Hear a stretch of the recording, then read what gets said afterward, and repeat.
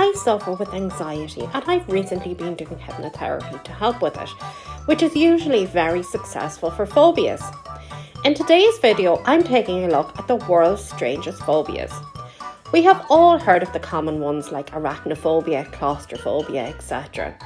A phobia is an irrational fear of something, and as you will see, it can be literally anything. It is classified as the world's most common mental illness. We are not born with phobias, it's experience and conditioning that cause us to develop them. So in the same way, the reverse can happen. Anxiety is different in the sense that it can be a chemical imbalance. But what on earth could cause someone to develop some of the strangest phobias ever? Venus Trapphobia is the fear of beautiful women, which I find rather odd. If you had Pterodophobia, you would be afraid of ferns, not plants, just ferns. So if you're like me and not well up on plants, you probably wouldn't know one from the other. Would you make a point of making sure you could identify all ferns? Sonophobia is the fear of sleep, which could be a very tricky one as you couldn't avoid it. Philophobia is a fear of love. So guys, take note, this is a good one if you want out of a relationship. Paganophobia is a fear of runes. So would you have to live in a tent? Phobiphobia is a fear of teenagers.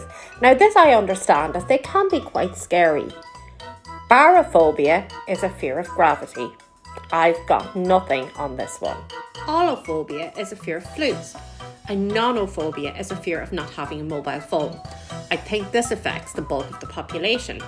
Cathisophobia is a fear of sitting down.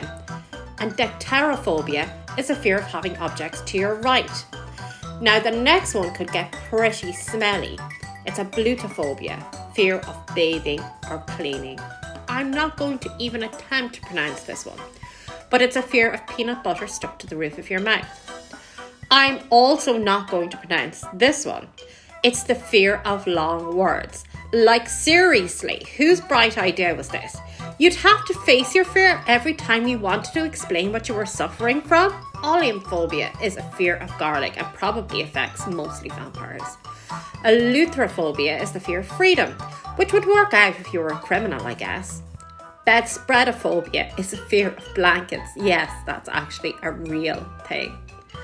Ergophobia is the fear of work. Now, we all know someone who has this. I just wonder if you went down to the Jobs and Benefits office claiming this is a disability, how you would fare out.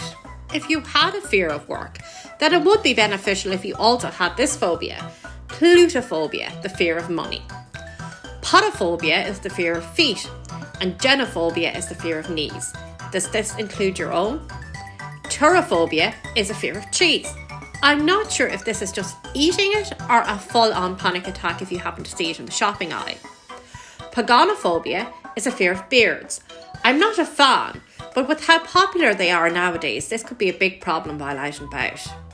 There is literally a phobia of pretty much anything you can think of. I struggle to find something that doesn't have a phobia, but gremlins. Apparently no one has a phobia of gremlins, but I stand to be corrected. If you have a phobia of gremlins, let me know. Lastly, phobophobia is actually the fear of phobias. So if you have this, you're probably not going to be watching or completely freaked out by now if you are. Sometimes it helps to see that there are other people who have more irrational fears than ourselves. Mental health is no joke though. So until next time, take care of yours.